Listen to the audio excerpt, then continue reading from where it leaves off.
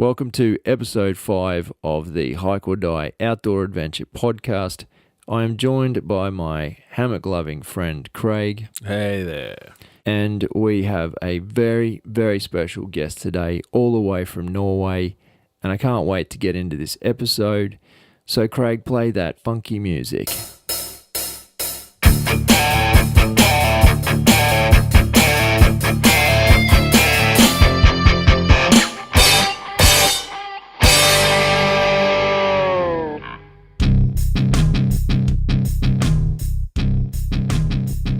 Guys, how you doing? Welcome back to another podcast. Thanks for joining us. Very quickly, thanks for all your support so far. And I also want to quickly use this opportunity to say thanks to the sponsors of the show, who are Bluey, Moreno, where our story ends, yours is just beginning. That's who supplies all of our Bluey Moreno clothing, for want of a better word, undergarments, overgarments, everything. Also want to say thanks and a bit of a shout out to HikeordieTV Gear.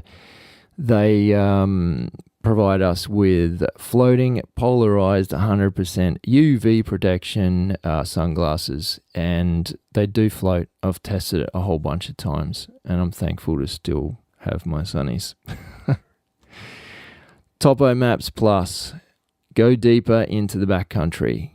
We use this app on our phones and absolutely love it, so check it out. Last but not least, Caribbean, Australia, makers of absolutely fantastic and rugged outdoor luggage, outdoor gear, backpacks and stuff like that. So thanks very much to all of those sponsors. We do appreciate that, and encourage you guys to check them out. Craig, how you doing, mate? Hey, Tom. Doing good. Doing great, man. Thanks. You been well? I've been really well, yes. We have not spoke too much, really, in comparison to normal. Between the last podcast and this one, we've not spoken that much. No, did I say something wrong? Is that what it is? I don't think you were at fault. You had just say that. You had a birthday. Oh, I did. That was Happy birthday. 3 days ago. Thanks, mate. All the best. Many happy returns. Thank you. Normally, year on year, I run up this particular mountain and I try and beat my time, but my birthday fell on a Monday and so I didn't do it. I might have to try and do that. Yeah. Anyway. Had to go to work and stuff, you know? I had to be an adult. And it was rubbish. Where was I? Now, have you been getting out? I know you have. That was a loaded question. Tell me about it. Have you been getting out of it? Yeah. You really inspired me, mate. So I don't know if I told you. I might have told you. Yeah, I think I did that straight after our last podcast. I went to the same gorge that we were talking about. Yeah, you did. Pretty much the next day. I think I just decided I'd go out there and that sound is. I'm sorry. That sounds is me pouring a glass of water. Just to be clear, sounds please like that. Continue. It sounds like the waterfalls. Oh yeah, I was doing sound effects. Foley. Sound effects. And then did you sip a cool glass of glacier mountain water? I must have. Yeah, I saw some rocks stacked up that looked like your handiwork. Oh, did you? Yeah. Some cans. Might have been. I don't know if I do that. I don't know if I did. Oh, one of them had a big phallic stick coming out the top. That wasn't yours? No, that was not. I did not do the phallic sticks. I do I actually, oh man, I don't want to go into it right now, but I read this article on cans. Right. About how they were almost graffiti of the natural world. Yeah, and I must say, I've never seen you do it. I just imagined that maybe that was you the week before, but, you know. Just doing yoga or something, and while I was doing that, and then fire twirling and playing bongos. No, and I've never I think I might have done it once when I was really concerned that on the way back on a trip that I was actually going to miss the exit to where you get out of the riverbed. I think I've done it once, but I didn't do it there. And I see. Yep. It's a topic, as I said, I won't get into it, but I kind of agree. I don't like going to a place and seeing everyone stacking up rocks, and I then I don't feel like I'm the first person there. Yeah, that's right. Yeah. That's why I thought that must have been yours, mate, from the week before. No, I'm not. Maybe someone else. I'm going to leave my cranky pants off on that and let you continue with your story. Yeah. No, I managed to get the drone like just hovering, like a follow me mode, which I've been wanting to get working. That's cool. So it was. Did you cool. get some good footage? Oh, I wouldn't say it was good footage, but it was certainly. You got some footage. It was a start. You got footage. It was a start. The drone flew and you landed it safely. Yeah, so I just had to practice that. That was cool. And then I have been. Did you didn't stay out the night, did you? No. Came back, yeah. No, and I recently went out, and what I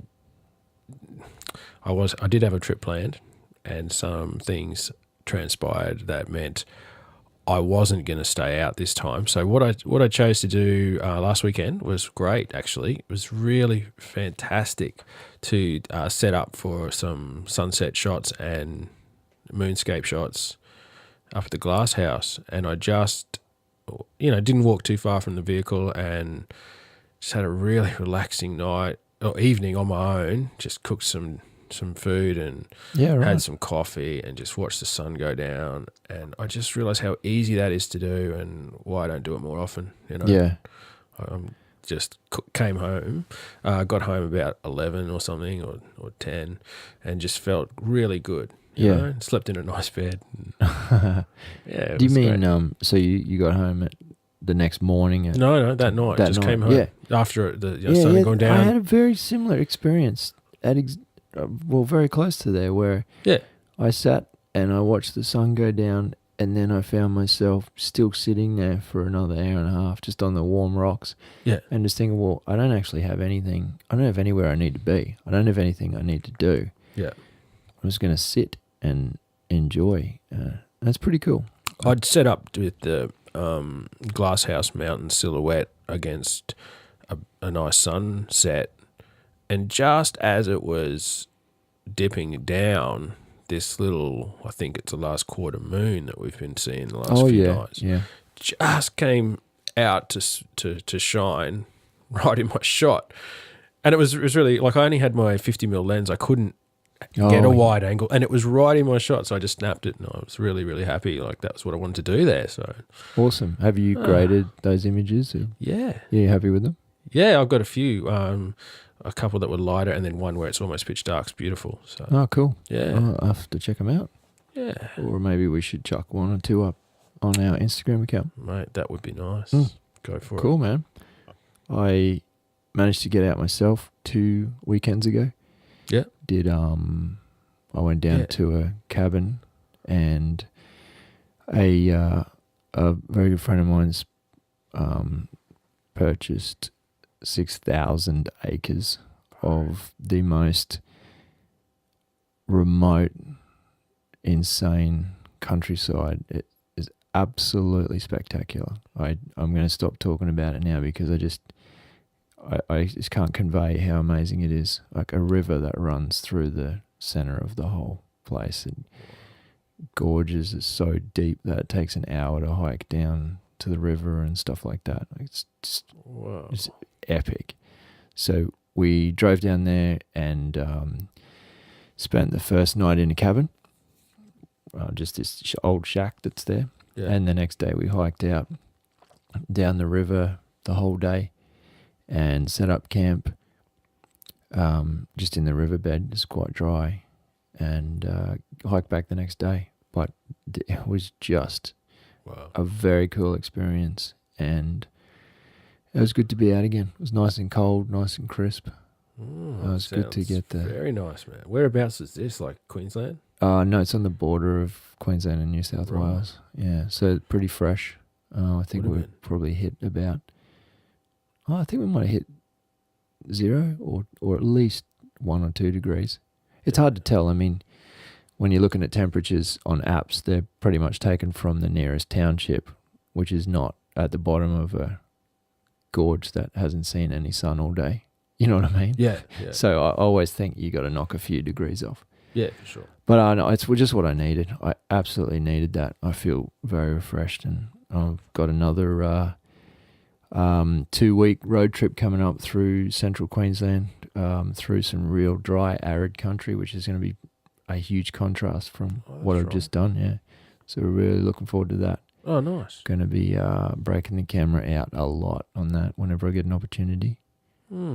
That's it, man. Things are happening. We're moving. Yeah, good. Mate, I'm going to skip straight to what everybody is waiting for, and that is the winners of the Bluey Moreno giveaway competition. Yeah. Notice I said winners then. Oh, yeah. Yep. It was meant to be a winner, and our amazing friends at Bluey Moreno said to me this week, we've picked out a winner. And then they said, you know what? We think we're going to just pick out another one. So they actually picked out 2 people. So if you cast your mind back, so any of the ladies, women, girls out there that entered that competition with Bluey Moreno by jumping on their website, they've picked 2 winners. And what I'll do, by the time this podcast comes out, I'll actually contact you individually. They gave me your email addresses. And just so that I can kind of hook you guys up, get the right sizes, and get those shirts out to you. So they've won a 100% merino tops, kind of similar to the ones that we get around in, except slightly more feminine. Slightly. So first winner is, I'm not going to read out the surnames for obvious reasons, Amy. And her surname starts with a W. So if your name is Amy and your surname starts with a W, there's a pretty big chance it's you, but I will confirm via email. How exciting. It's pretty exciting. And the second winner is Lynn, and your surname starts with the letter M. So thanks so much, Amy and Lynn. I'm so happy that you guys have won a prize, and I'm so happy that it's Bluey Moreno gear, because I know that you're just going to absolutely fall in love with it. And thanks so much to Bluey Moreno for not only throwing up one winner, two up, man. That's cool. Yeah, so thanks for that, guys. Absolutely fantastic competition, and thanks for making that happen. Our next topic, we have literally just got off a very long but thoroughly enjoyable Skype conversation with a lad called Oddbjorn. He is a guy from Norway that I accidentally stumbled across on YouTube maybe a year ago, maybe not quite a year ago, but he not only is he a fantastic landscape photographer, which I think is of great value to all the listeners that like to drag a camera around, but he's just a really interesting guy, and some of the locations he films. I mean, you've seen some of the videos, Craig. Mate, I've just got on board and found it incredible and inspiring. I can't wait to get out and just, it inspires me to go and do the same thing, take some photos, and yeah, it really does. I mean, he kind of he documents his travels, and then at the same time he's focusing on composing these great shots. And I'm not saying that whole theory or that hasn't been done to death by other people, but Oddbjorn he's just a cool dude. I referred to him as the David Lee Roth of Norway landscape photography. And I'm not going to tell you what he said to that, because I'm going to let you listen to it. It was quite funny. Look, he's an absolute top bloke, and I'm not going to hold you up any longer. But Craig, unless you've got anything to add. No, let's have a listen. Yeah, let's have a listen. Let's show you guys that interview. And thanks so much for listening, guys. I really hope you enjoy this little chat with Oddbjorn as much as we enjoyed recording it. Thanks, guys. Hang on. First things first. I'm Tom. That's Craig. Hey, how you going? This one's Craig. You're Tom, Craig. All right. Yeah, Tom. Yeah. I'm the creep on YouTube, mostly talking to you. And Craig's the guy that I do all the hiking with and stuff.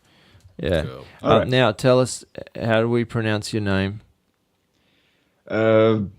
You don't. It's hard. Okay, good, excellent, good stuff. Oddbjorn. Oddbjorn. Is Yeah, that that's perfect. Oh, thanks. Oddbjorn. So Oddbjorn. Is that whole word your name, your first name? Yes. Okay, cool. I wasn't sure. It's because of the cultural difference. I didn't know if your name was Björn and you thought it was funny to put Odd in front of it or something. Because you're a quirky guy, crazy guy. I'm joking because Björn means bear in Norwegian. Right. And Odd it actually means pointy in Norwegian, like a spear point. Okay. So it's kind of a spear bear. Right. I'd say it's more like strange bear. Strange bear. Yeah, so would I. Yeah, after seeing your videos. I'm just kidding.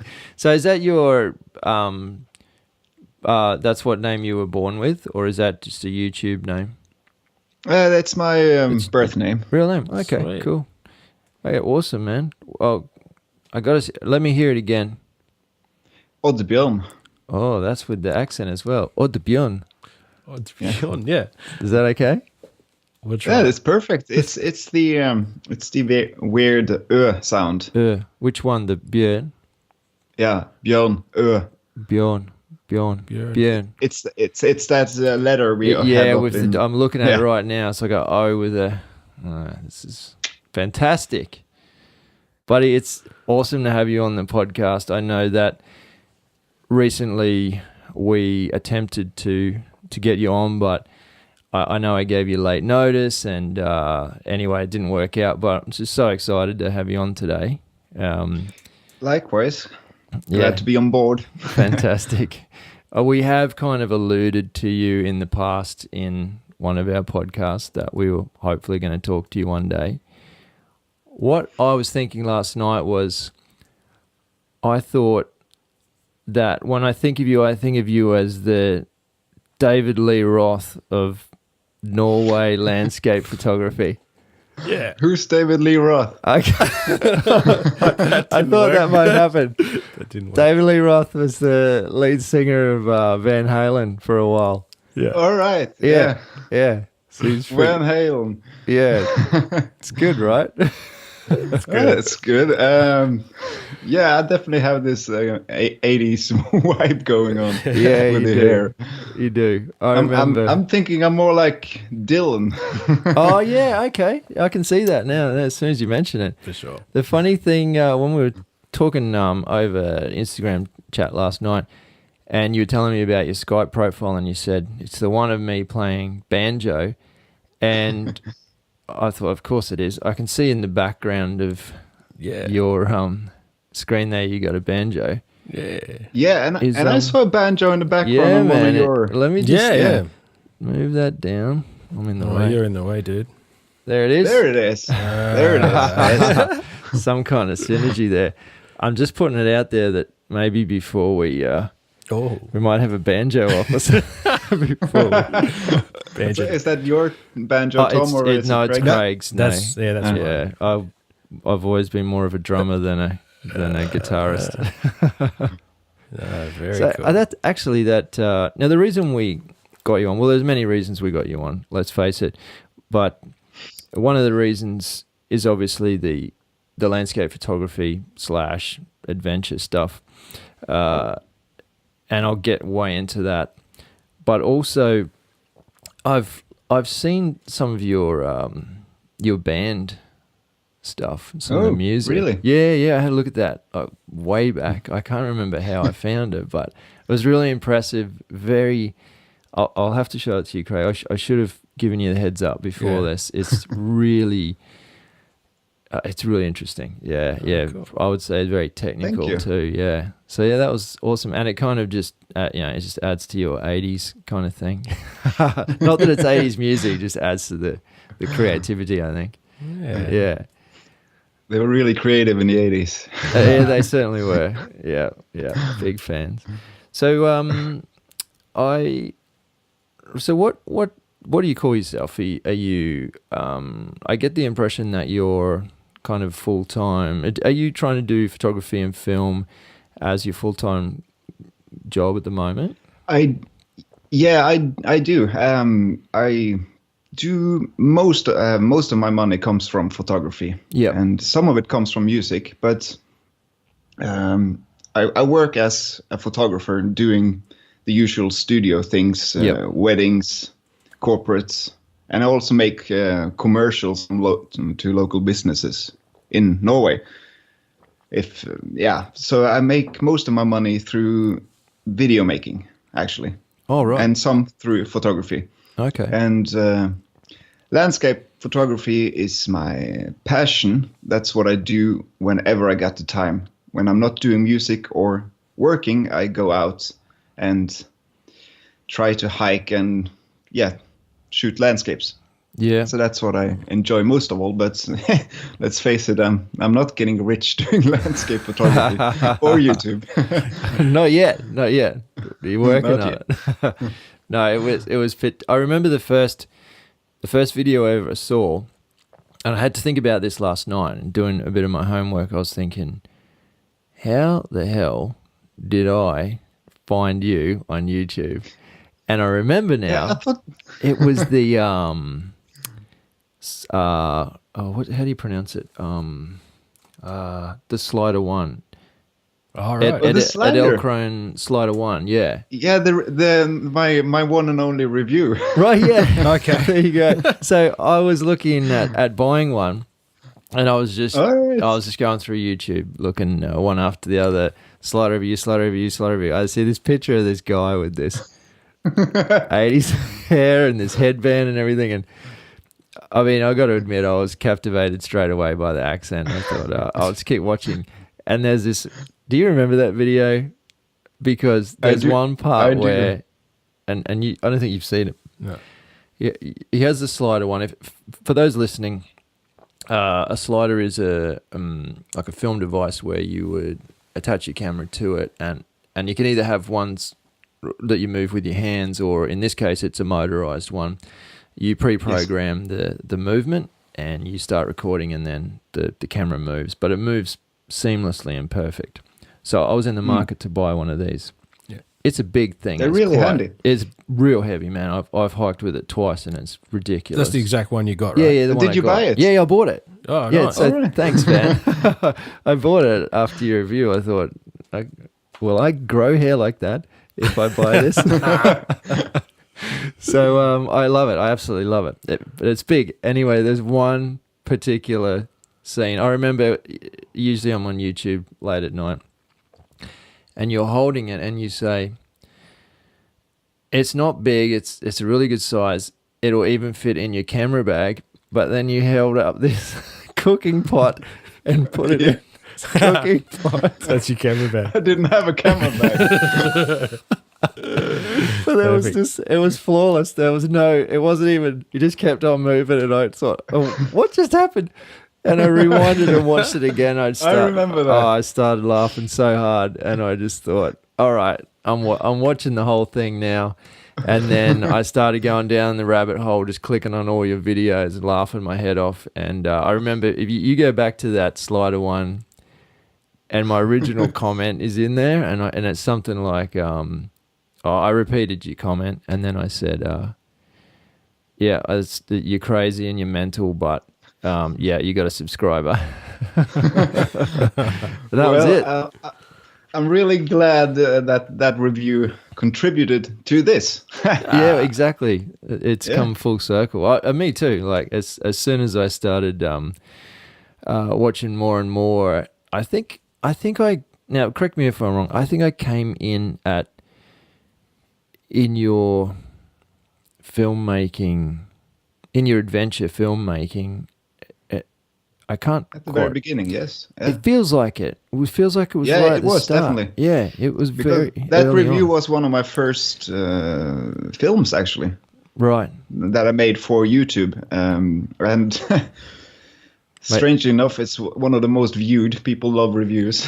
We find exactly the same thing. We bust our ass hiking for 3 days through the wilderness, and we're crying and stuff, and in the rain, and then we film it all and spend 3 weeks editing it and put it out, and we get 65 views.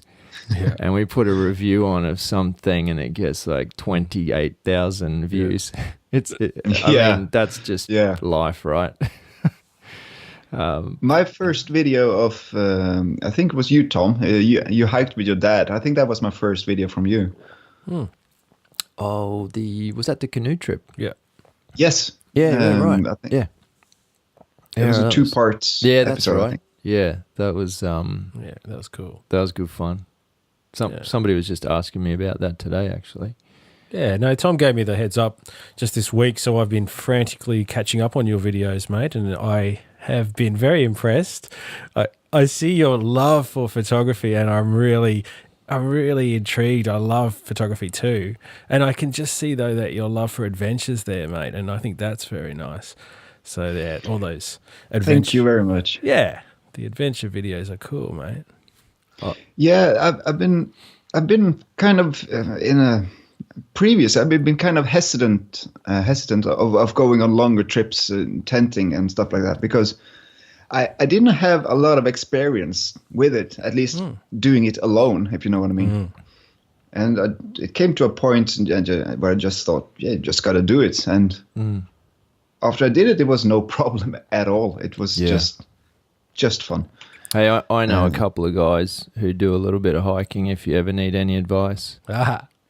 I do actually. I do. I have a tendency to overpack. Oh, right, yeah. We deliberately became ultralight hikers so that we could still carry the weight of the cameras and all the tripods. Yeah. You'll be the same. Yeah. But I have to say, I noticed that I was watching a video last night. No, it was the night before, and it was the first time I've ever seen you with a camp set up. Yeah. And I thought, wow, I don't think I've ever seen that before. So it feels to me like a natural progression.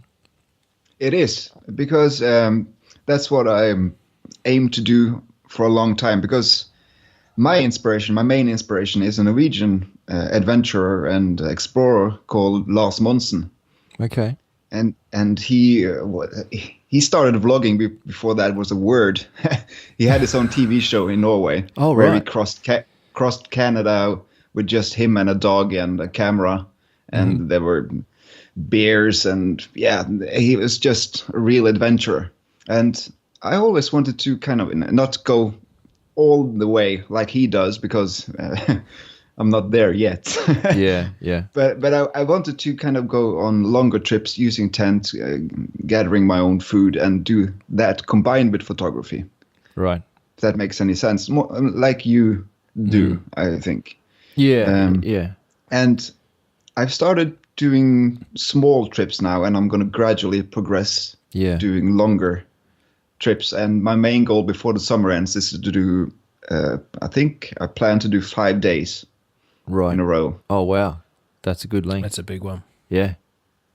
But I may bring my brother, because he's a tad more experienced.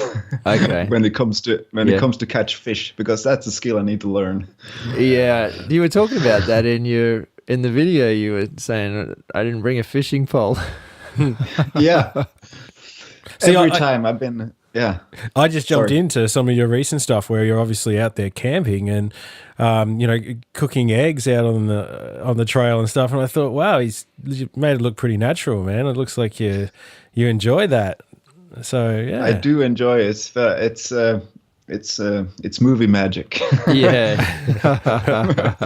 No, I usually bring some eggs with me because I love eggs. I love to make eggs in the wild. It's one of my favorite things. Awesome. Yeah. I actually started just with food thinking, I just keep it as simple and as lightweight as possible. But now I've just started taking eggs and stuff because they are excellent out on the trail. So I was impressed. Yeah. Have you got one of those little egg containers? Yeah, I do. I've seen them, but I'm just rolling it in paper now and crossing my fingers. Yeah. So there's these little, it looks like a miniature egg carton with just 4 eggs, And Yeah, those plastic it's a things. hard Yeah, case, yeah. yeah. And you put the 4 eggs in, and Yeah, they're I've nice. travelled with them, and they're awesome. I need one of those. Yeah, you do. Then they can't break. Yeah, that's right, with all that camera gear and stuff. Oh, that's awesome.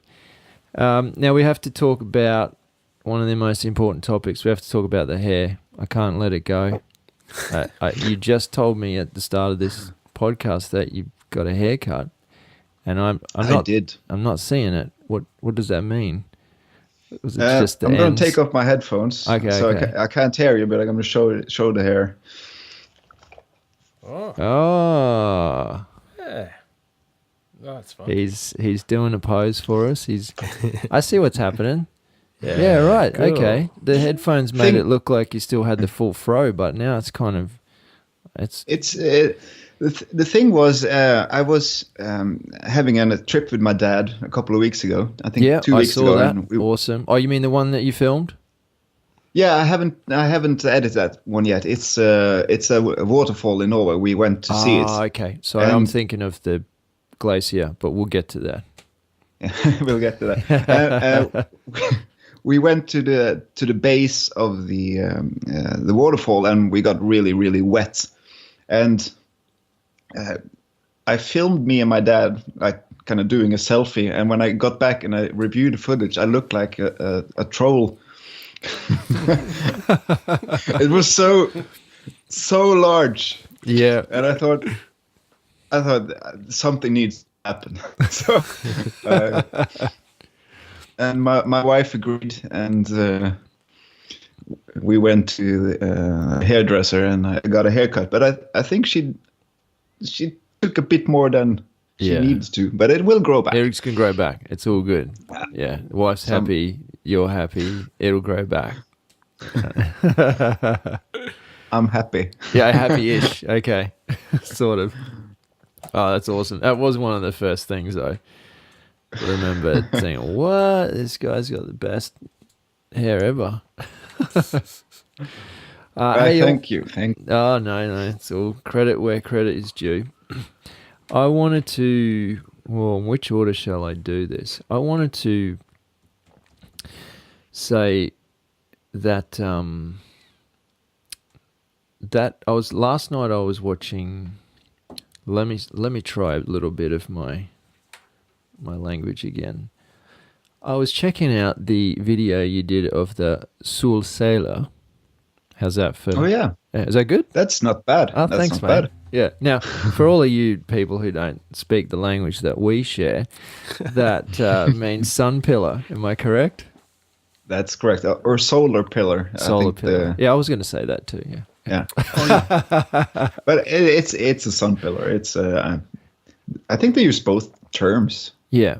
What causes that anomaly? Is that something to do with your proximity to that part of the world? I don't recall really seeing that where we are. Actually, I saw that one. That was incredible. That was a great photo. It's something. Thank you. Yeah, it was. Yeah, a great photo as well. To be honest, thank you, Tom. To be honest, I'm not sure what causes it. I think it's a more I think it's. I know they're a lot more common during the cold periods. Uh-huh. Because I think kind of the when the sun sets, it catches the ice crystals in the air, kind of catches the sunbeam. Is that right? Yeah. Okay. So I think so, but that, refracting off of that. Yeah.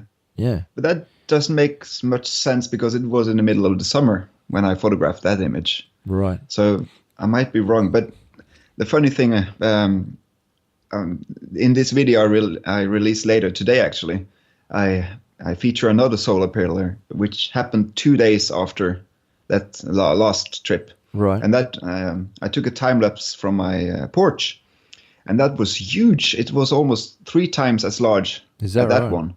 Do you have a photograph and film of that as well? Yes, I do. The one that came out today. Yeah, it's coming out at 6:00 my time, so in the middle of the night for you guys. Okay, awesome. By the time you guys are listening to this podcast, it'll be live, and I'll put a link. Yes. Yeah, I'll put a link to that in our show notes on the website, so people can kind of find all of these things that we're talking about.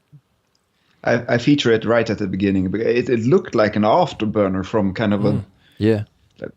It was 3 times as high as the other one. It was one of the strangest things I've ever seen. Wow. Fantastic. Yeah, I liked that. There was something else you said in that video, and it really struck home with me. And I think it struck home with me more as well because I noticed that you were out there doing, you're kind of exerting yourself more than I've seen in some of the early videos, I guess because you were putting yourself right out in nature. You weren't next to the car anymore. You were days away from the car. And you said, let me get this right, you said, if you don't play the game, you're not going to win. Yes, I remember that. And you said that the context was kind of, you were going to hike up to the top of the ridge somewhere to see if you could get a particular shot. You weren't sure if the sun was going to rise there. Was that the sunrise or the sunset? It was the sunrise. The sunrise, yeah. So you weren't sure if you were going to get there, and I remember you saying, yeah, if you don't play the game, you're never going to win. And I thought, that is just, I mean, that applies to so many things, but it really does apply to photography, landscape photography in particular, and also just adventure in general. I agree. I was so tired when I said that I didn't remember saying it. I'm profound when I'm sleep deprived. No, I remember that. It's very true. Oh, absolutely. You're not gonna get anything sleeping in the tent. No, it's funny you should say that as well, because it really resonated with me, because there's 2 things, and Craig will be sick of hearing these, because when we're doing it tough or we're thinking of going somewhere or doing something, I always use a couple of phrases, and one is, I'm sure he's sick of hearing, is fortune favors the brave. That's similar thing again. And then the other thing, which I say to some people who kind of ask me, why do you hike for 3 days and do these ridiculous things? And I say, well, nobody ever had the adventure of their life while they were sitting on their couch. That is true. Yeah. So they're the kind of things that I live by. And when I heard you say that, it was pretty much just the same thing. And I thought, yeah, nice one. Thank you.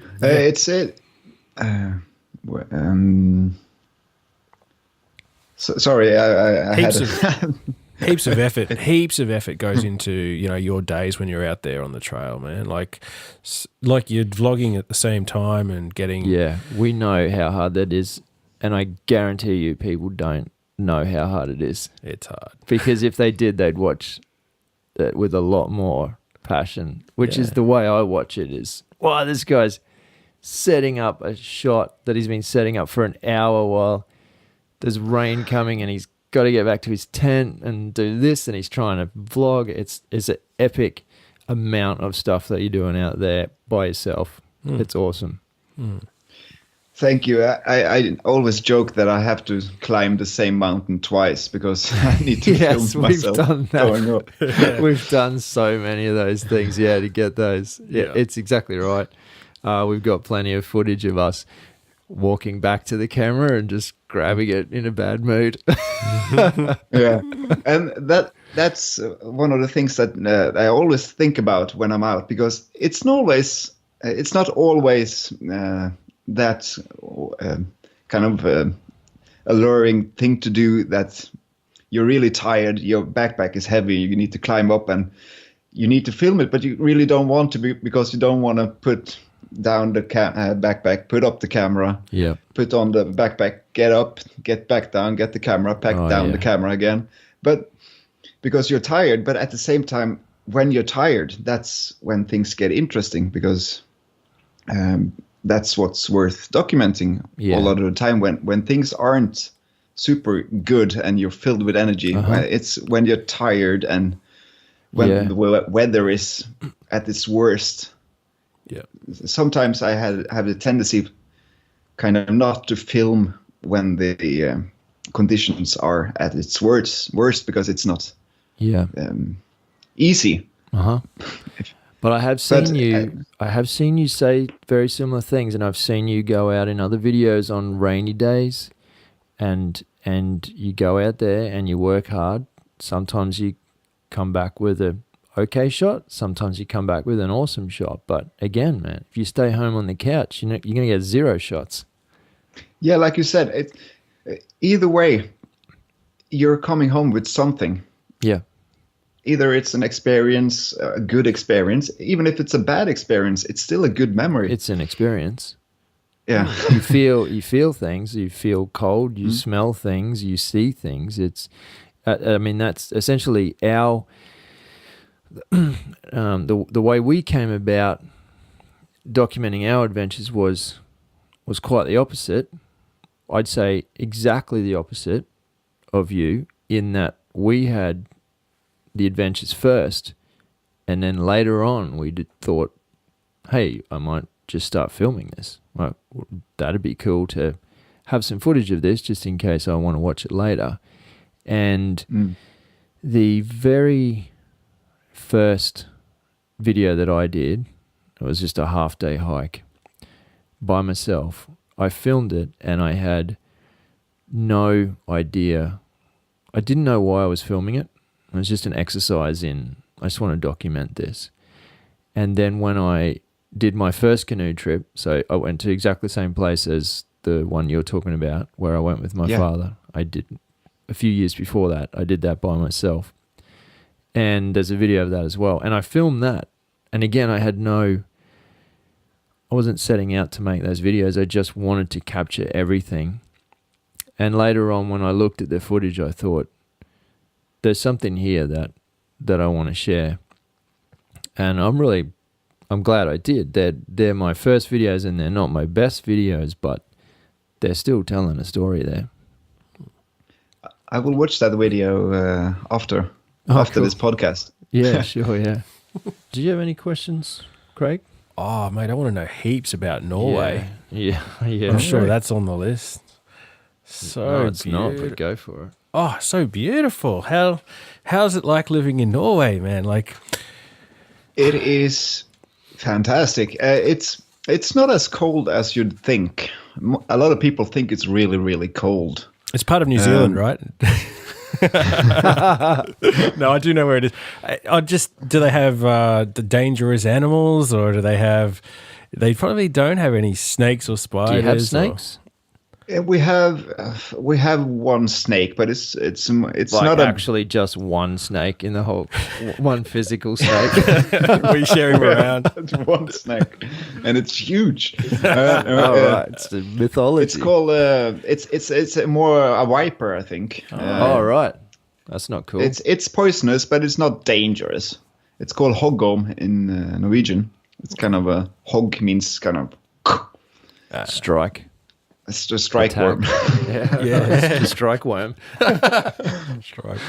That's the only poisonous we have. And on the island where I live, there are actually a good amount of it. So I almost see it every time I'm out during the summer. Hang on. But they're really scared of humans. So I usually see them scurrying away. Yeah. Are they scared of humans in general, or are they scared when they see you? That's up for debate. I just imagine this aura as you kind of stand on a rock with your camera, and there's this aura, and the snakes just go, holy shit, I'm out of here. But that water... We also have... Oh, go on. What else do you have there that's dangerous? Any like bears or anything? No. We have bears, not a whole lot, but not in the area where I live. You have to go further inland, and there we have wolves and bears. Yeah. And lynx. Hang on, what type of bear are we talking? Brown or brown bear? Brown bear. Yep. Yeah. Wow. Awesome. So I never seen a brown bear I hope to do one day. Yeah. They're also quite afraid. You usually see them way off in the distance running away. They've already smelt you or heard the Yeah. noise and taken off. Yeah. Now you had you were hoping for an encounter with the polar bear. Is that correct? I did when I was on Svalbard. Yep. Svalbard, for those of you who don't know, it's archipelago, group of islands, which is under Norwegian law, but it's not Norwegian. Oh wow! But they're actually part of no country, so anybody can kind of apply to mine there or live there, but you're not part of any land, but you're under Norwegian laws and rule. So I went there with my father 2 months ago, and they have 3 types of land animals on Svalbard. You have the polar bear, the Arctic reindeer, and the Arctic fox. Yep. And we were really hoping to catch a glimpse of a polar bear. And on day 2, our guide, a friend of mine who works there on the airport, he got a text message saying that there was a polar bear near a glacier. So we hopped on our snowmobiles and we drove there the next day, and we were met by it's called Sysselmannen in Norwegian. It's kind of the local authorities, but right. It's not cops.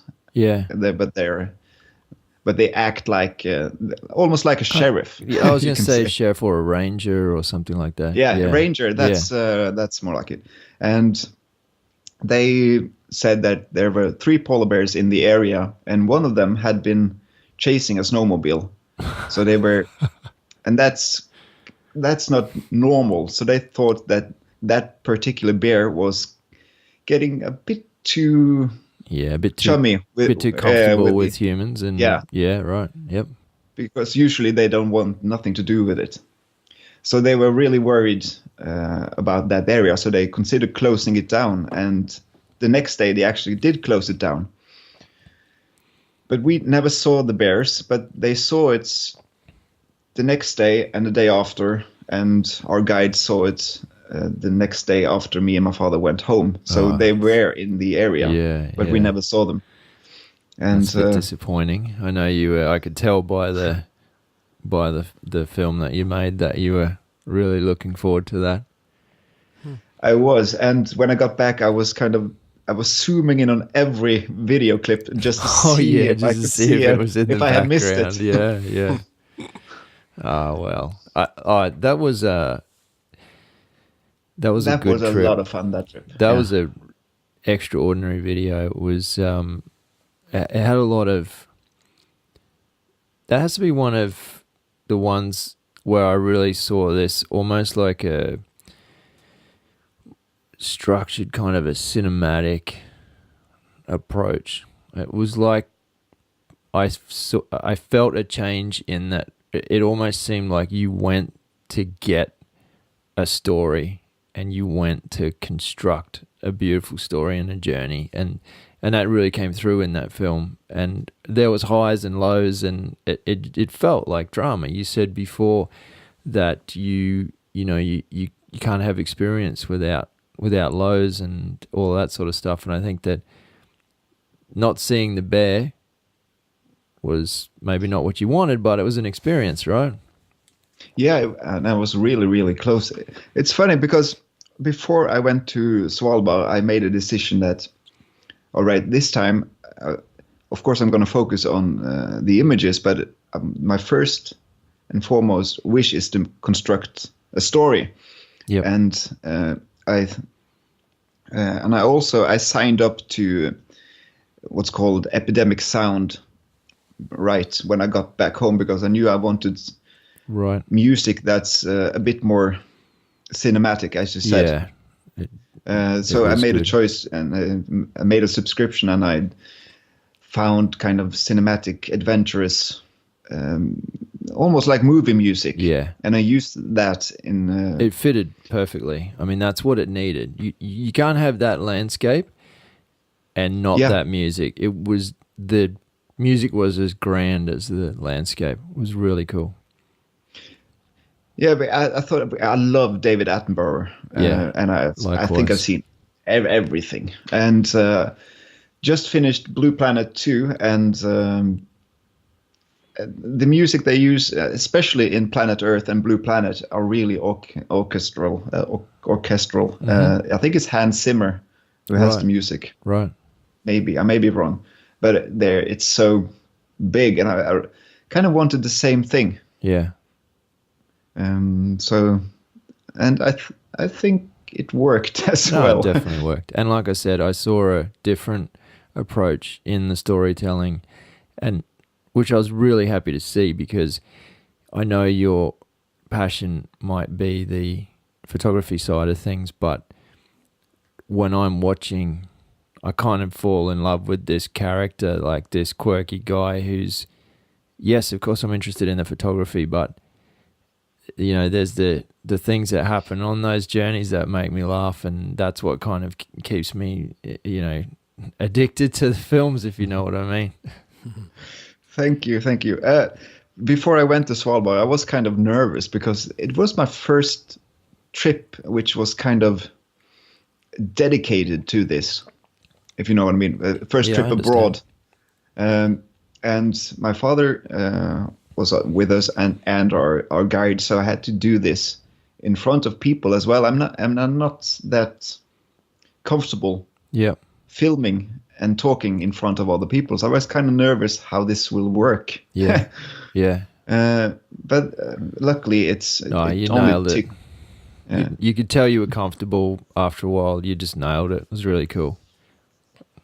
Thank you. Thank you so much. I love your dad makes a little appearance there, sitting at the table. He's great.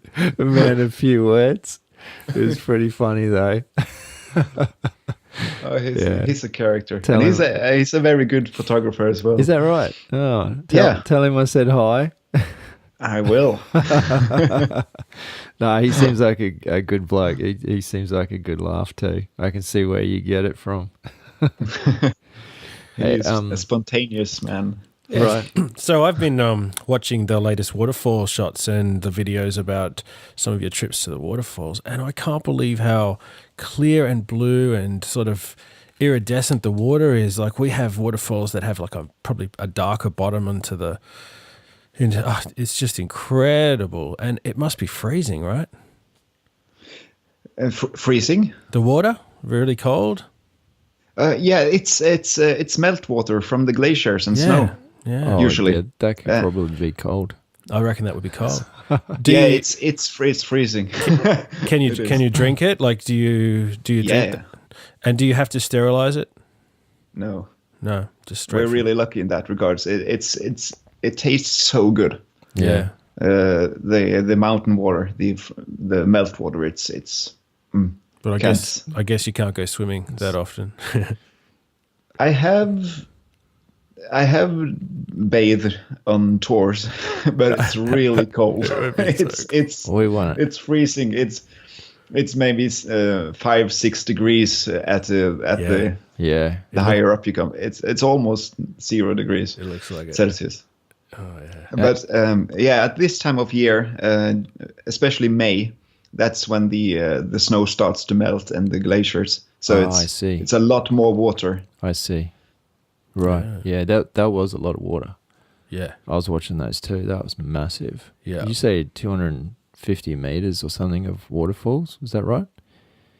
The largest waterfalls, like in the world, think you said, like incredible. I think you said that from the bottom to the top or something was 250 meters. Yeah, which waterfall was that? The last one? No, the Langfoss. Ooh, it was kind of a double. It was like a double falls. It was the same episode where you. The largest one in Norway. It's almost. I think it's 700 meters. What? I think. But that's not crazy. It's not a free fall waterfall. I can understand. Yeah. Yeah, it's kind of a. Some people calling a wedding whale. like when the bride's right. whale, it kind of goes Yeah, it along goes- the mountainside. Okay. So in my first episode of the waterfall series, I visited Langfoss, and that's 652 meters high. Wow. And that's also a kind of a long along the mountainside waterfall. Right. But yeah, that's the sixth highest waterfall in Norway. That first one. Wow. Jeez. And Awesome. I'm gonna visit the longest as well, but I think that I'll save that for season 2 of the waterfall. Something to look forward to. Yeah. Oh, I really want to. There's a couple of things from that. Glacier trip. One was, I know you had company and everything, but there was one particular instance where that snowmobile broke down. Do you remember? Yes. That? Yeah.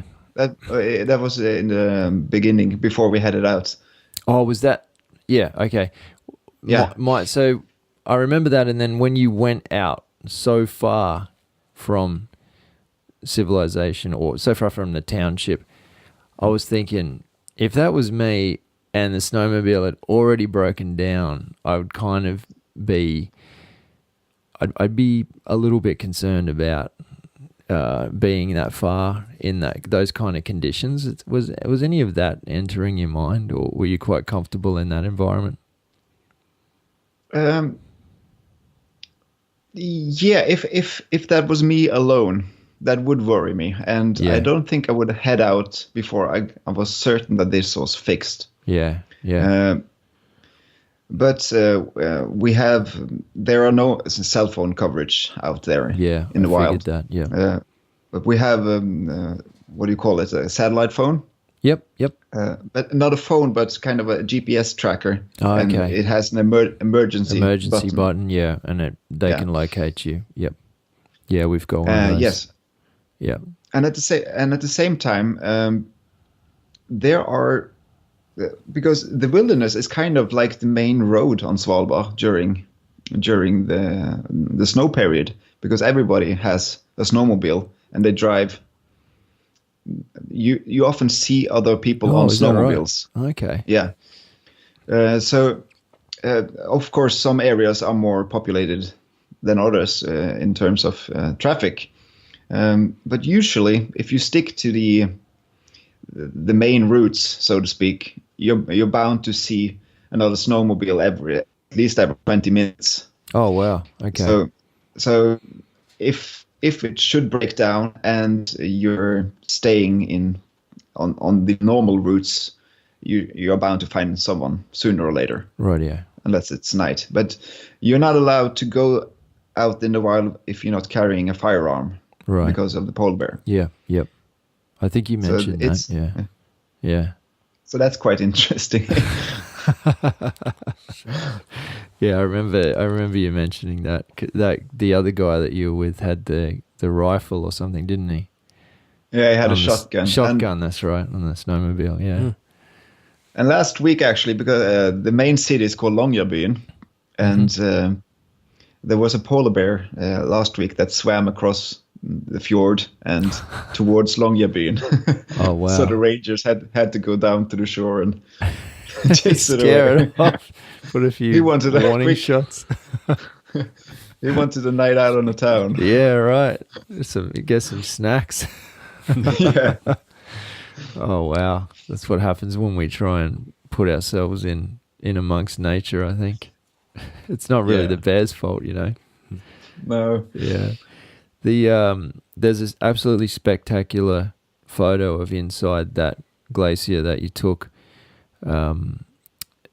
You had a head torch, I believe, lighting. Yeah. Yeah. You want to? There's a couple two points here. Is you want to talk us through, like, for those who haven't seen the video, you just arrived to this stick in the snow, which marked this little hole, and then you guys just started disappearing down this.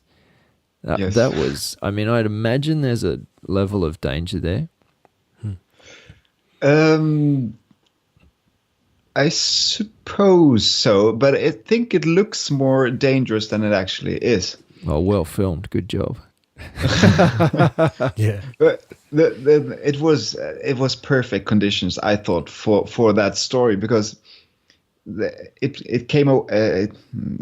conditions turn into what they call a whiteout. Yeah. The visibility is absolutely zero, and there's a blizzard, and you just see snow. And our guide, first he took a wrong turn, and he couldn't find the sticks because it was impossible to see. Oh, wow. And after a while, he located the sticks, and it had snowed shut. So he started digging in the snow, and I didn't know that this was the entrance, because I thought it was, when he told me we were going underneath a glacier, I thought it more like a bit more touristy. Like a big sign, bit more and organized. some kind of a gate, somewhere to pay your money. Yeah, here's my ticket. And he just what did you think he was doing, digging in the ground? And I thought, is this it? And then I just saw him disappear, head down first and feet up and the shotgun hanging. And it looked so dark in there.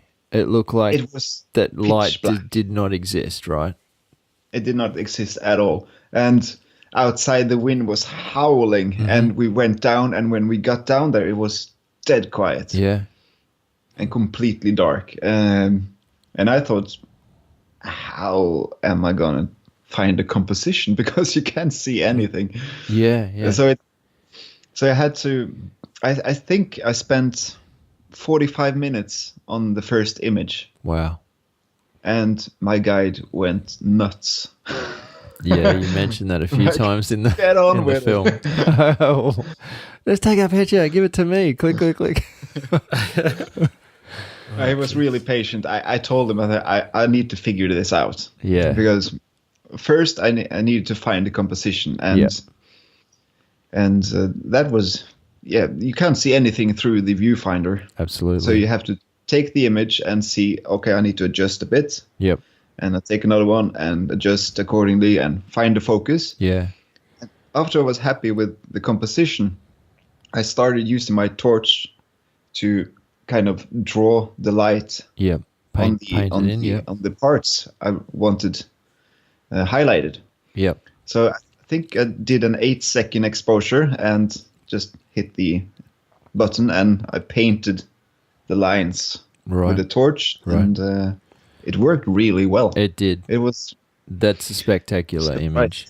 I'm surprised that image is not printed and hanging on the wall behind you or something. Yeah. It will be at some point. Yeah. I think 2 images from underneath that glacier will feature in my exhibition later this year. Oh, fantastic. That's great. So I'm looking forward to seeing them big. It was the colors of that blue, the depth. It was incredible. It was like a kind of a jewel or something. And the way that you lit that was beautifully done. Thank you. It looks like something. One of the guys in the comment section wrote, "This looks like straight out of an alien movie." Yeah, and it doesn't look like. It doesn't look like Earth. Planet Earth. Yeah, it's exactly right. Yeah, it is another world. It was well done on the patience. I think that I'm learning very, very slowly that taking an extra few minutes. Now, I can't say I've ever spent 45 minutes on an image, because I'm usually at the same time I'm trying to get somewhere, right? But I have a massive appreciation for it. And recently I've forced myself to slow down and spend at least a few minutes to find that composition that you speak of. I didn't realize it was a thing.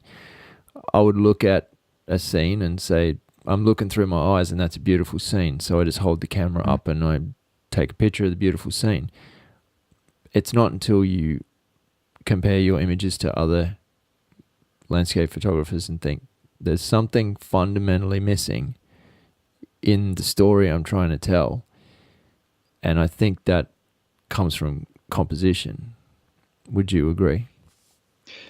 Yes, I do agree. I have a few questions that I ask myself before I ask them in my head before I take each image. It's like I see a scene and I ask myself, what is it about this scene that I like? And if it's and the other question is, what can I do to enhance it? Yep. So what needs to be in the image and what can go away? Mm-hmm. So if it's a tree I like, and then I probably don't need the whole scene unless you want to show that tree alone. Right. Kind of, which is a different composition, a different story as well. Yeah, and like you say, how can I enhance the story behind the image? What do I need to keep? What can go? And let's say it's a tree, and you just want the tree, and it's probably what I've had thinking then is maybe kind of blur the background so the tree kind of sticks more out. Yep. So then I would kind of go back from a distance and zoom in. But if I wanted a total of the scene, I would probably be closer actually and go with a wide angle lens. Right. So it's basically asking questions. What do I like about it, and how can I improve on that? If that makes sense. No, it does. It makes a lot of sense, and you've led perfectly into something I was going to ask you anyway, which was basically to impart knowledge like that. Which I think there's a bunch of hikers out there that carry cameras, and even in my close network of friends. Some new people that I've started taking out hiking lately have, sort of asking me questions about, I really need to pick your brain about this, and I can only take them an extra 5% beyond where they are. And then when I see, someone like yourself saying, I spent 45 minutes to set up an image, I feel so guilty because the longest I think I've probably spent 10 to 15 minutes or something. And for me, that's about 15 times longer than I've ever spent. But I must say the results are 15 times better. I like they're much better than I used to get. And it's what you're talking about there is a thought process, and I love that because that's real knowledge that listeners can take and apply straight away tomorrow. Yeah, that truthfully, I do not usually take 45 minutes on an image. It was a new situation for me in the pitch dark. Oh yeah, so okay, doing everything in the dark. Yeah, I had to learn the process behind that particular image. Afterwards, I had taken that first image. I spent maybe approximately between 5 and 10 minutes on the other images. So the first image took a long time. Yeah, for sure. Yeah, I was. I've bought a new camera. When did I get that? At the start of the year, or end of last year? Must have been end of sometime last year. I upgraded my camera, and one of the things I wanted to tackle was astrophotography, and hearing you talk about that exact situation is it reminds me of my first couple attempts at that. Is set it up for 15-20 minutes, take a photo, it's wrong, adjust it, take a photo, it's wrong, adjust it, take a photo, and it's trial and error. It is, because as you say, you can't see what you're doing, you can't see your subject, and also we're making assumptions about exposure at the time, and we only really know how close our guess was until we review the image, right? Yeah, exactly. I've tried astrophotography a lot of times, and I've never been happy with my results. So that's.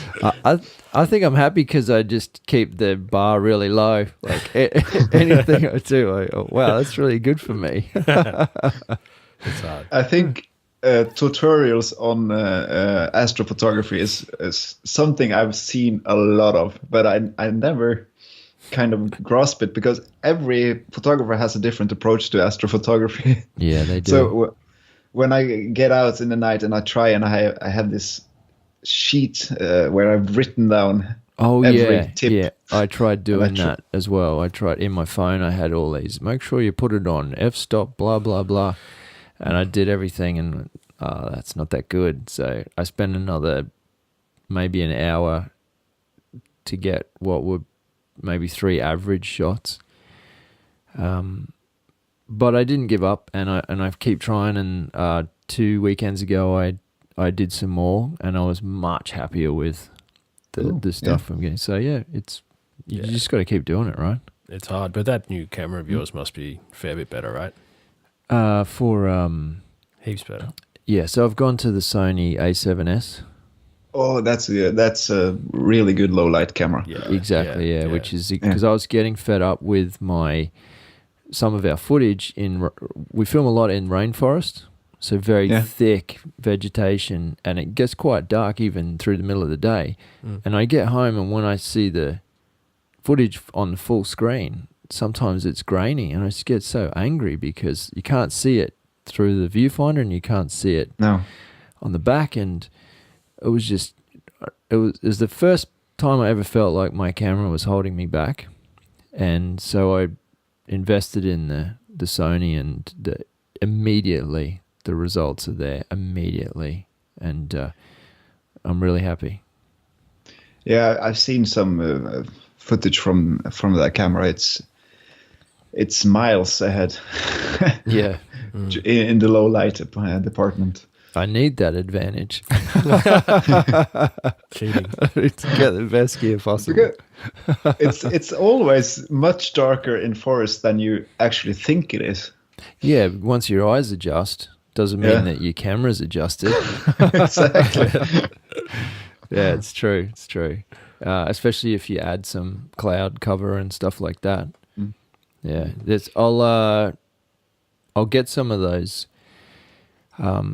starscape shots up, and I'll tag you and Instagram. Yeah, I would love to see them. At least see where I'm heading. You can you'll see a natural progression of gradual improvement, I think. But we mucked around that time. Remember I got you to have the head torch on, and you shone it up on the trees. I kind of did a long exposure on that. That little photo's in there, but that's one of the early trials. But the most recent ones, I was lucky enough to take a photo of this cabin, and in the background was the actual Milky Way. It was just pure luck.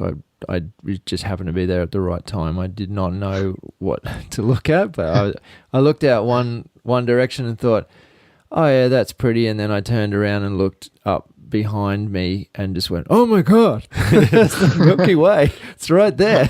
So it was very lucky, and I can't take any credit for that, but I did capture it in some shape or form. So yeah, look out for that one. Sweet. I look forward to it. Awesome.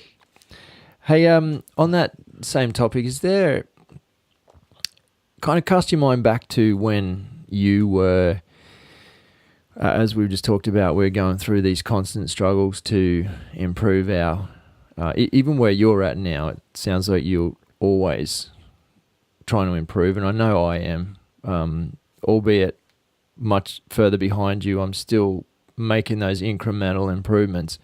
If you cast your mind way back to when you were just starting to walk out into nature and try your hand at landscape photography, is there any points that was really useful, the composition tips you gave us before?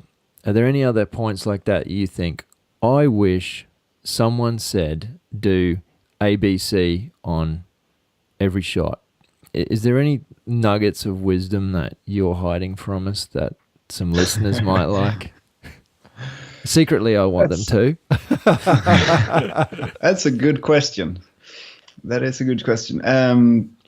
There are a lot of things, and I thought about this because some time ago, I kind of dabbled with the idea of making a kind of a video discussing tips that I've learned from starting to now. Yep. But I postponed it. But the first thing that comes to mind is that I thought settings mattered a whole lot more than they actually do. When I first started, I was terrified getting my settings wrong. Mm-hmm. Like every image I saw, I had to look. Oh, right, he had ISO 100, f11, 250 of a second. I need to write this down so I can achieve the same things. And after a while, you realize that it actually doesn't matter as much. Yeah, as much as you think, because it's almost always the same settings you use. You kind of adjust the shutter speed according to the light. Yep. The f-stop is usually around f9, f11, and it depends on the look, of course, but it doesn't matter as much as I initially thought when starting. And I'm glad to hear you say that, because I'm rubbish at even thinking about the numbers. I just takes a bit of the pressure off. It does. Yeah, I'm glad you say that. So for me, it is more of that trial and error and reviewing and saying, well, I want to see more of this. I want to see less of this. I want to be closer. I want to be further away. And at the end of the day, when I take my photos back home to grade, I don't care what it says. I don't care what f-stop it was. Is it a good image or isn't it a good image? That's all I really care about. Exactly. It's a trial and error, and it's the only way to learn. And of course, it's beneficial to know what the f number does, how it affects the focus range, and kind of what the ISO does, and what the shutter speed does. It's important to know, but it's not important to have to kind of be fixated on only that, because because the main thing is the image and what you're trying to tell by that particular image.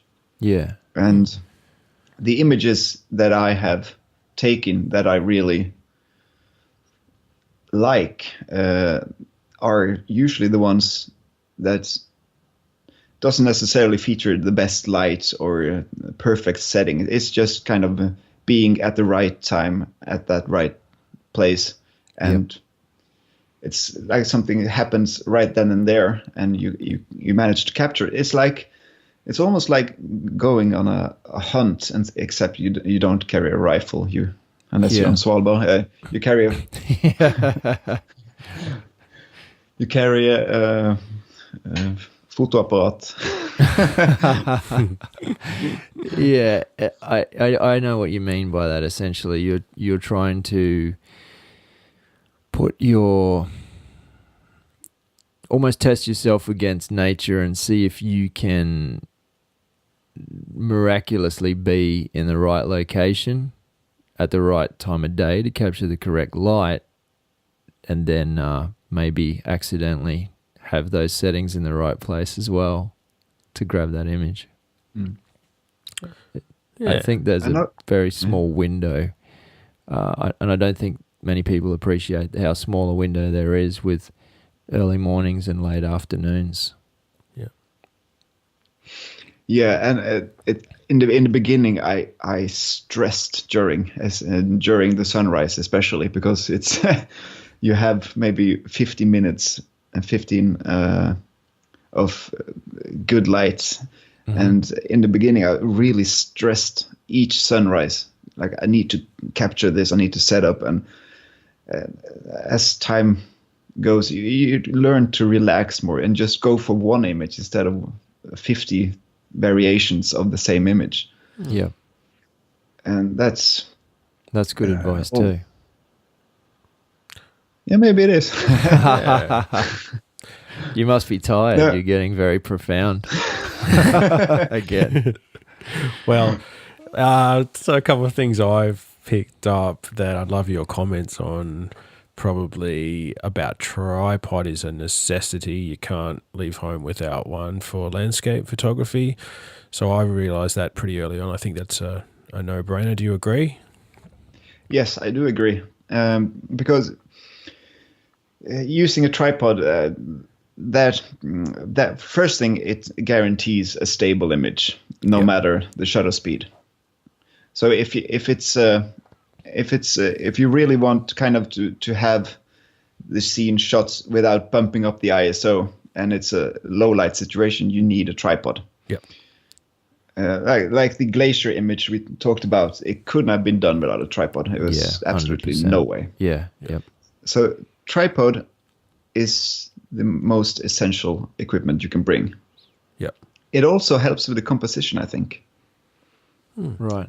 Explain that philosophy. I'll try.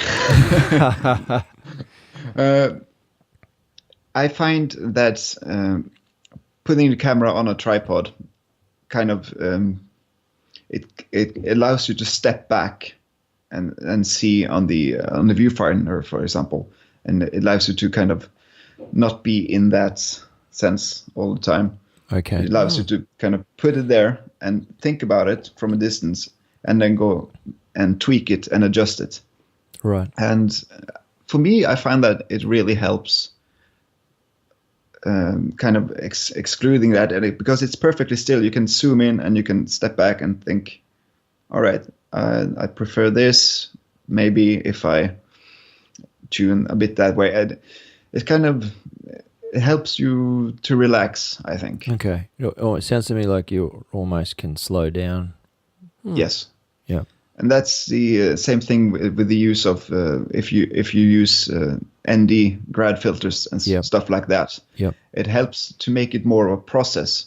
Right. And it allows you to think more of the actions you're choosing to do, because it's kind of a more commitment to put on the filter holder, and it's more of a process. Yeah. Yeah, I understand that. Yeah. Cool. Oh, that's interesting. And you always seem to, a lot of times, seem to do a sort of a HDR image, which I've never gone to that extent, and I can see the value in it. Are you a fan of things like focus stacking and stuff like that? I've not used focus stacking as much. I did it. I've done it once in my videos, for my videos. Okay. Because I had to try. I needed to try it out.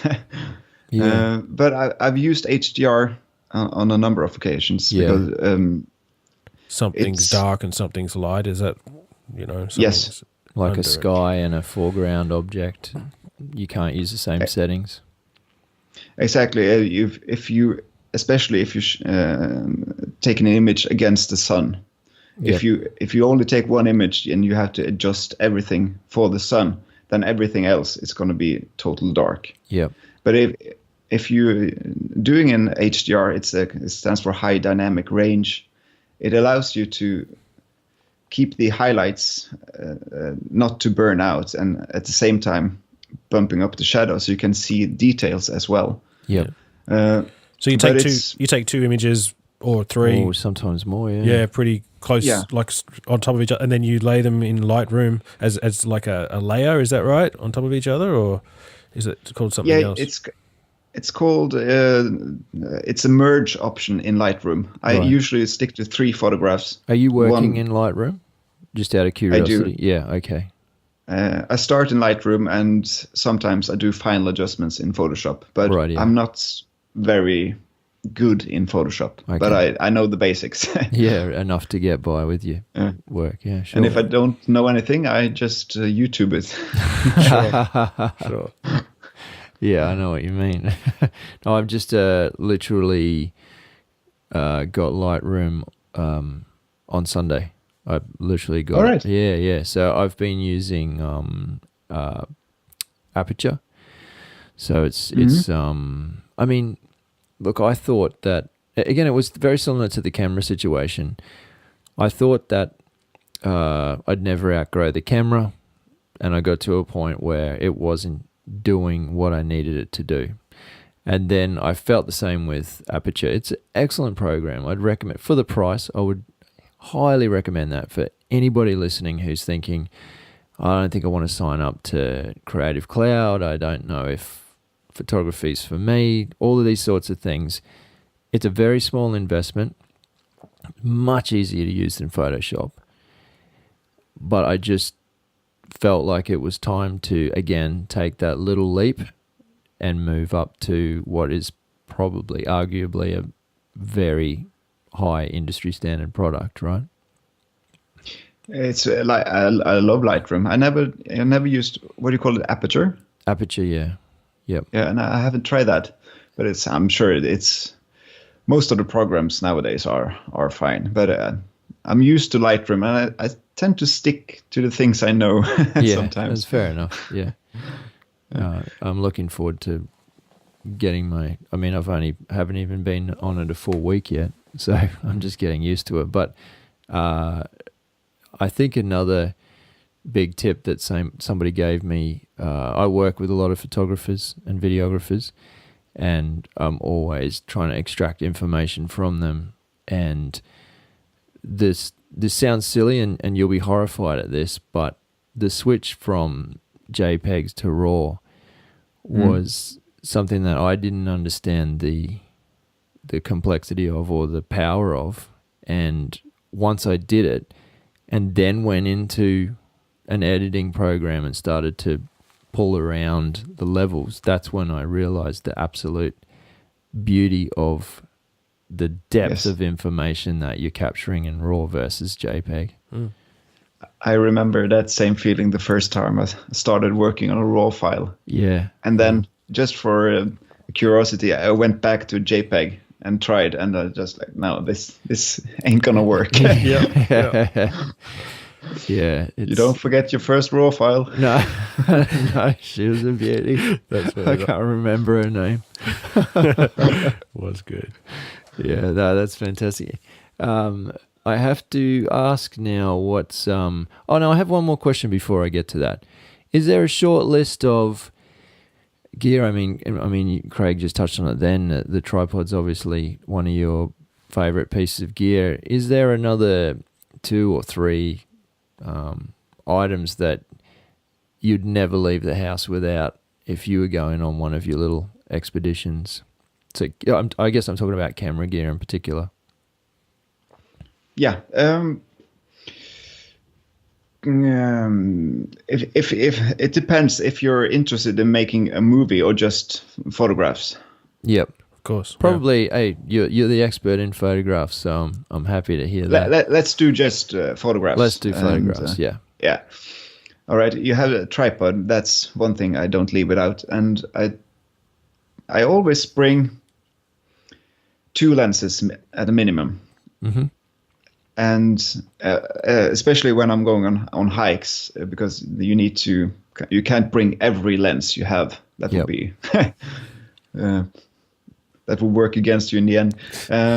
But I try to keep a really wide selection when it comes to zoom range.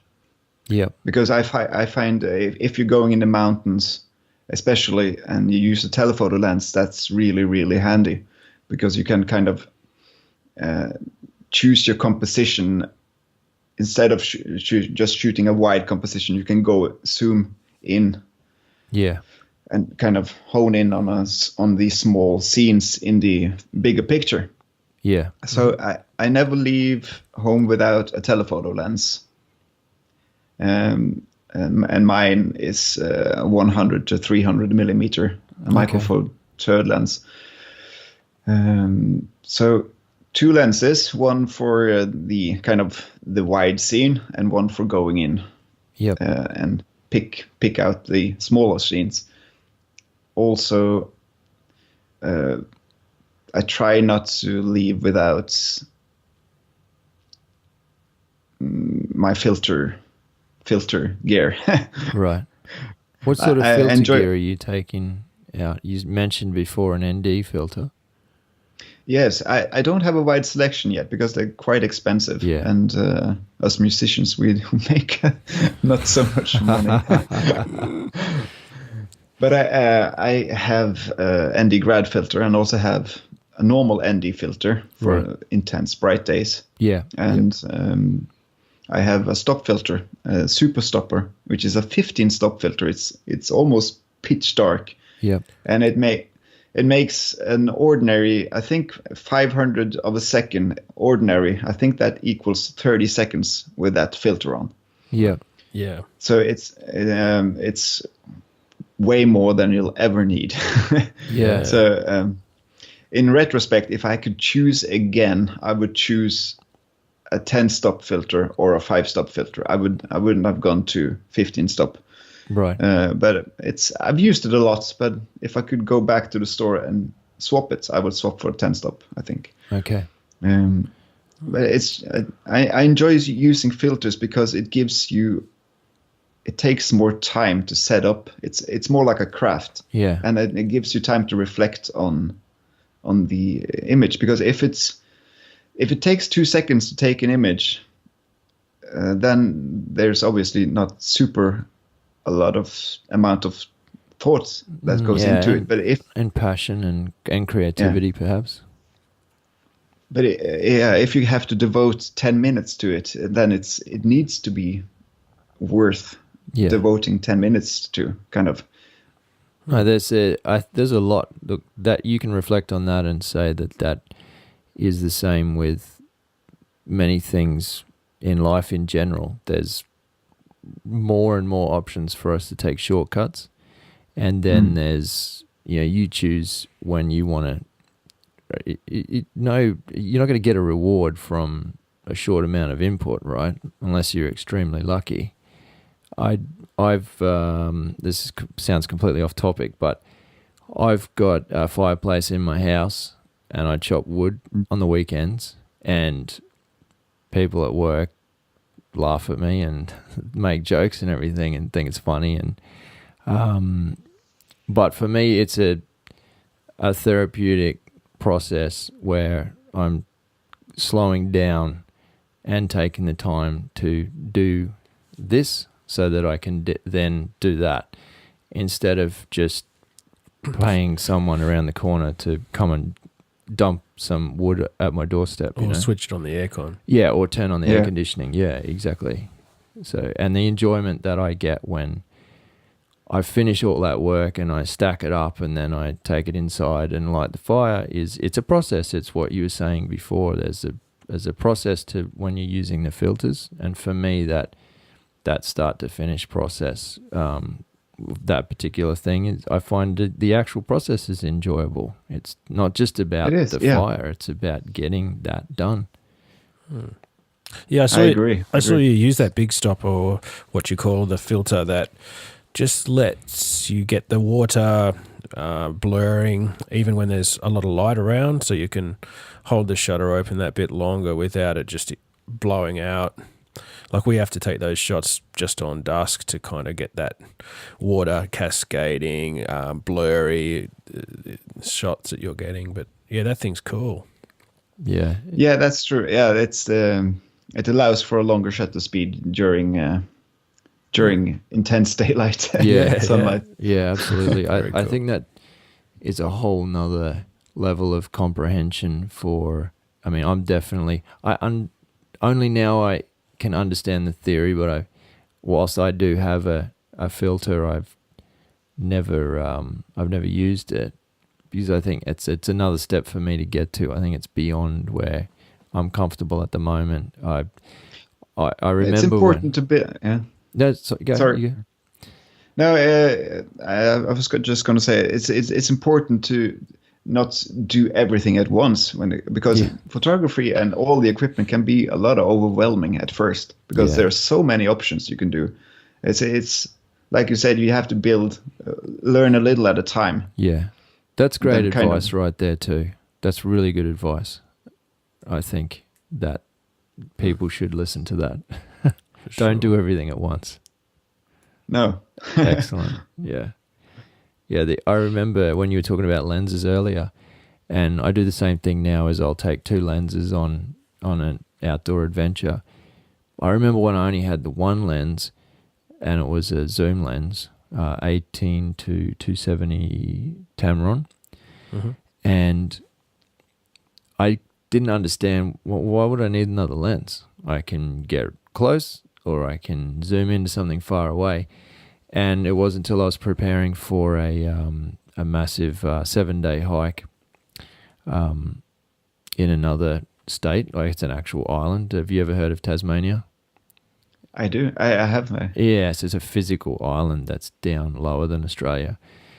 And a friend of mine, as a surprise, he said, we caught up for a coffee and he gave me a wide-angle lens as a gift. Thanks, Nick, if you're listening. And when I took that lens on that trip, all of a sudden I understood why you need a wide-angle lens and why you need to carry 2 lenses. Up until that point, I didn't know what I was missing, if that makes sense. Yeah, and you talked about Yes, your telephoto was great, and then is it the 60mm that you take with you as well that I saw on one of your videos? Yeah, it's 12 to 60 millimeter. 12 to 60. So yeah, so it's as probably like your first zoom lens you talked about. Yeah. Tom, it's kind of have a wide spectrum. Yeah. Wide zoom range, but 60 isn't enough if you want to photograph mountains really That's far right. away. Yeah. And also it's really good for wildlife as well, because you never know if you're gonna see a bear Or a viper. and they're preferably you want to use your long lens on the bear instead of, yeah. You don't want to get too close. hang on, I need to change to my wide angle. I've only got my wide angle today. I'll have to get 2 meters away. Here I come. Oh, that's funny. Oh, awesome. Craig, do you have any other questions? No. I wanted to ask you, what is next for you? Like what's going through your head? What are you planning? I've seen you come so far, and I mean that in a very positive way. I've just seen this progression of the way that you're composing your films, and you know, I've seen your subscribers just go through the roof, and for a good reason, you know. But what is next? How can you keep topping these adventures? That's a good question, because I'm wondering that myself. It's a constant thing in the back of my mind. Like after Svalbard, I was like, what can I do? Yeah. All right, I'll do waterfalls, and now I think I have 3 episodes now. 4 episodes left that I've somewhat filmed and planned for the waterfall season, and after that, I think. It doesn't matter. I can say it now. My plan is to do glaciers, Norwegian glaciers. Oh, wow. So instead of running water, I'm going to call it Frozen. solid water. Oh, very good. True. Wow, that's So cool. that's my plan. But I'm not sure how that will work. Was that an exclusive? Sounds like exclusive. You've just told the world that on this podcast. I did. Wow. Yeah. Excellent. That's the we're first. lucky. We're lucky. Fantastic. Now everyone's going to steal that idea. No. They might not do it as well though. Does everyone have that hair? I don't think so. No. I'm really curious about that, because I'm not sure if I'm allowed to walk on the glaciers on my own. Oh, I see. Without a guide, so I need to research that. Right. But at least I know I can get up close to them, and it's going to be interesting. So that's my plan after the waterfall season. Yeah. Right. Now you made a comment earlier, and I didn't want to interrupt at the time, but you said that you were on an island. I am, yes. Right. What sort of a size island are we talking? It's So if you drive from one side to the other. Yeah, that will take you about 50 minutes. 50? 50. 50. So Do you know the island Shetland? No, I'm not. I should have done my research, right? Shetland is in Scotland or outside Scotland. Okay. So it's my island called Karmøy. It's about the same size as the mainland on Shetland. Right. So it's quite populated. Around 50,000 people lives on that island. So it's quite big. Yep. Oh wow, that is big. Yeah. Yeah. Yeah. So it's not a small island. So it's, are you familiar with Guernsey? No, I don't think so. Oh, it's an island between the UK and France, I think. But I think it sounds smaller than what you're talking about. If it takes 50 minutes, then that's pretty big. That's reasonable size, yeah. Cool. It has a gorgeous coastline. Is that right? So, yeah, I live in a house down by the sea. It's really nice. It's really nice. Wow. That's great. I used to live in Oslo, the main capital of Norway. Yeah. Lived there for 10 years, doing music. Yeah. And after a while, I just started feeling. It felt like it couldn't relax, if you know what I mean. Yeah. I needed to get it. I was fed up with the town. Yeah. I wanted more space. Was it after that you started landscape photography? Yes. And what do you think that was part of it? Do you think that was the catalyst? Is that what sparked you? Is that what put you on that journey? I think so. Yes. I always liked photography. Right from I think I got my first camera from my father and mother on my 14th birthday, and I used to shoot a lot of film on that. It was a point and shoot camera. Yeah, going crazy. And I watched through my first roll of film the other day, and it was 95% mountains and flowers and clouds. So it was obviously I preferred. Is that right? So it was already it was already there, but you rediscovered it later. Yeah, and I put it away. I studied. I had 2 years in film school studying documentary filmmaking. Okay. That was when that was the main reason I moved to the capital. So, but after those 2 years, I left it and I started doing music, and I did music for 10 years, and I still do music, but I got this feeling that I really want to take photography up again. Like there was something that I missed, and I realized that living in a big city and wanting to do landscape photography without a car, could be a bit challenging. So it was not the only reason I moved from the big city. We moved, both me and Chasti, my wife. We moved because we wanted to move from the city out to the countryside, right? Which was a good decision. Yeah, hindsight. Yeah, excellent. Does that put you physically closer to some of the locations that you like to photograph? Definitely. Yeah. It's the waterfalls are just a couple of hours of driving with the car, and but most of my videos are filmed on the island where I live. Oh wow!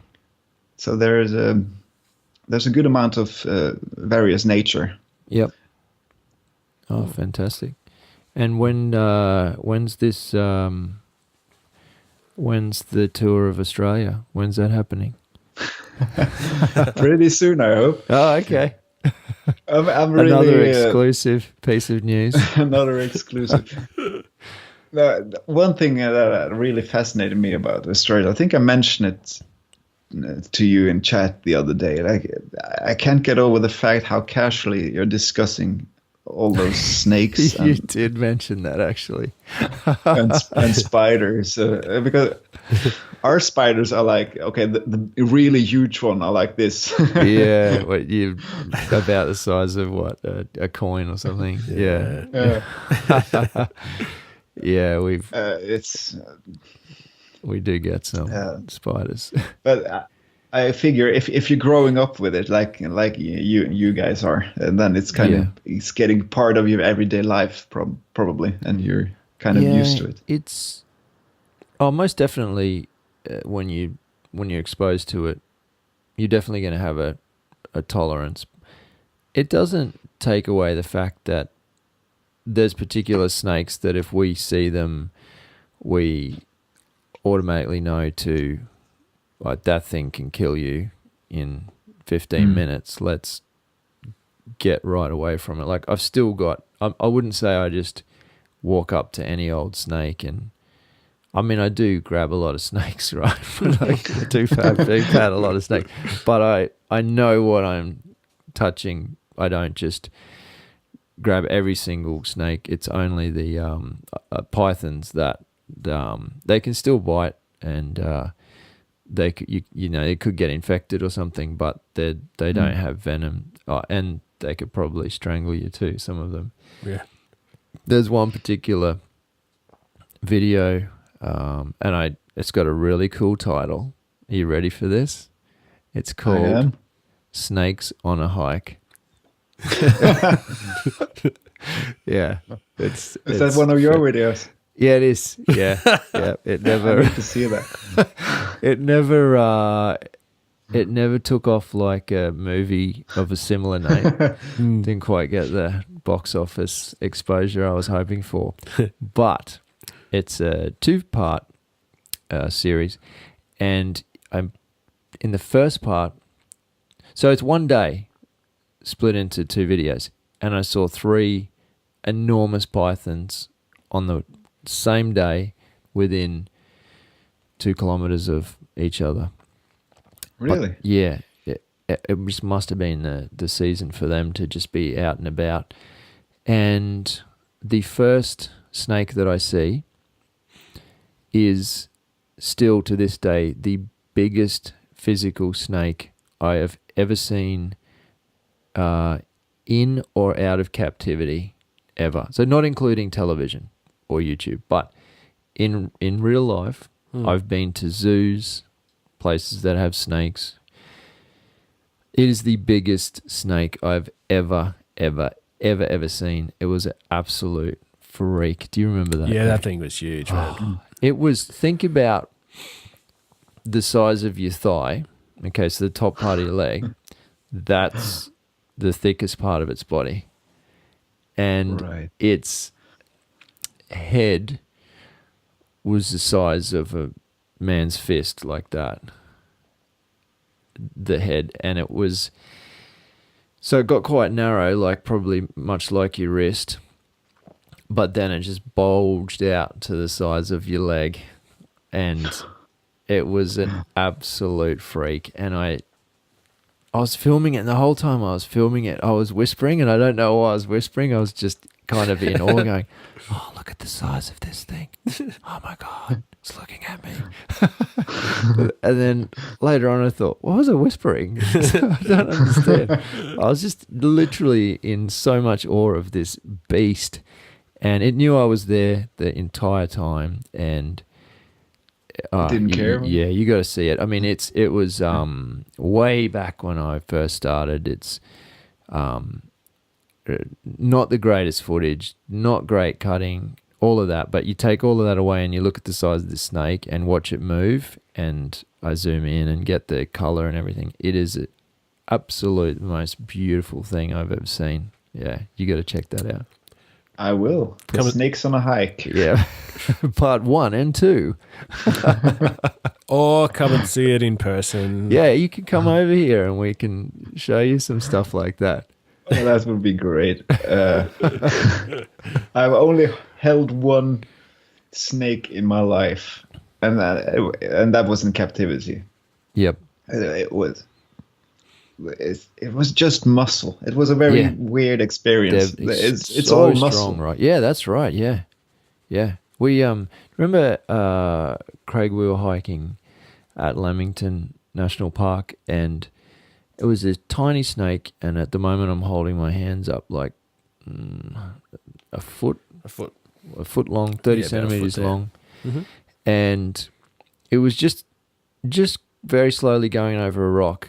And I said to Craig, get the camera and film me. I'm just going to pick it up.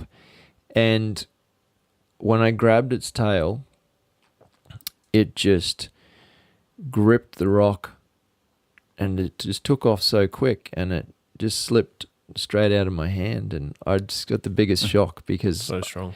it was so strong. I didn't lift it off the rock quick enough and it actually got traction. And I just turned to Craig and I said, well, that wasn't very good video of me missing a snake. Yeah. But it goes to show that even the tiniest snake is just a mussel with a spine. They're absolutely incredible. Yeah. Good times. Mate, it's been... Oh, hang on. Just before we go, just to be fair, do you have any questions for us before we wrap this up? You don't have to.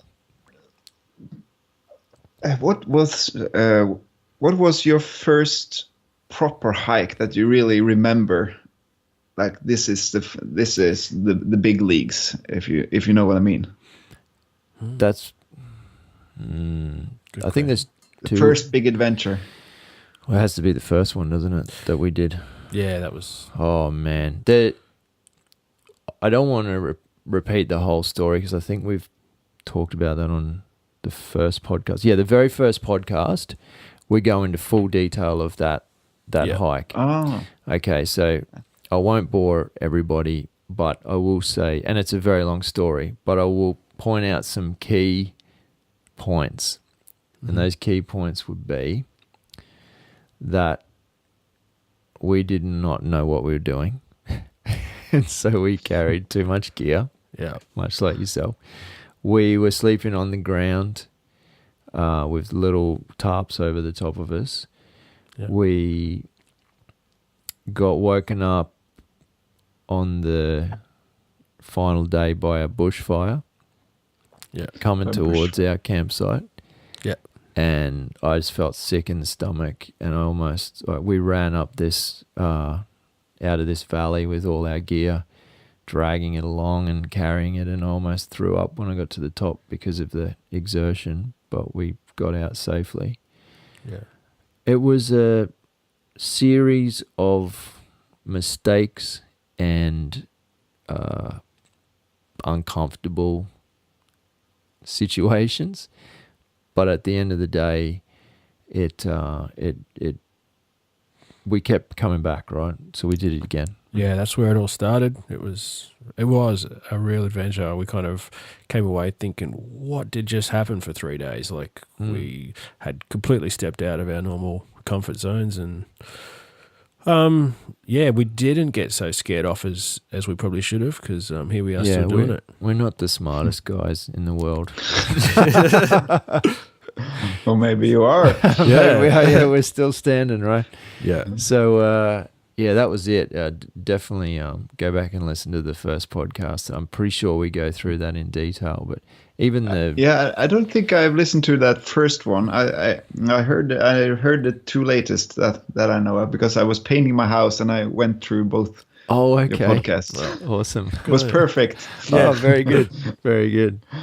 I had a chuckle at the story about the magazine. Magazine guy on the train. That was a good one. Yeah, that was awesome. I still laugh about. I actually sent them a message the other day, and I still laugh about that. You mean when I was banging on the door of that cabin? Yeah. Yeah. That's funny. Who goes there? Yeah, that was embarrassing. Mate, look, I honestly feel like I could talk for hours and hours, but if we wrap this up now, I think we have a pretty good excuse to take it up again in the future, right? Definitely. I can speak. I'm starting to get a bit hungry. For sure. It's lunchtime in Norway. Okay. Oh, of course it is. Yeah, we've interrupted lunch. Well, it's bedtime here. Yeah. But it's been absolute pleasure. Likewise. Would you like to pronounce your entire YouTube channel name, because I don't want to embarrass myself? I can. My channel is called Oddbjorn Austevik Photo. Right. And that's photo means photo, of course. Yeah. It's not that different. Well, what I'm going to do, as I always do, I mentioned at the start, I'm going to put these links in the show notes on our website, just for reference. All the videos we've spoke about, anything else I can think of, and because I don't expect anybody to know how to spell that, because I struggled when I was typing your name into Skype. I actually couldn't type that symbol, the O with the stroke through. I couldn't type it, so I couldn't search for you, so I had to put in your surname. Found it that way. Figured. That's great. All right. Thanks heaps for your insights, mate, and chatting with us today. It's been... Thank you for having me on your show. It's been a delight. Pleasure. Yeah. Oddbjorn, all the way from Norway. You're a bloody legend, mate. You do some excellent work. I just can't wait to watch you progress in the future, and keep an eye on your travels, because they're enjoyable in many more ways than it's not just about learning great information on photography, man. There's so much more there. It's top fun. It's good. So everyone needs to check it out. Thank you so much.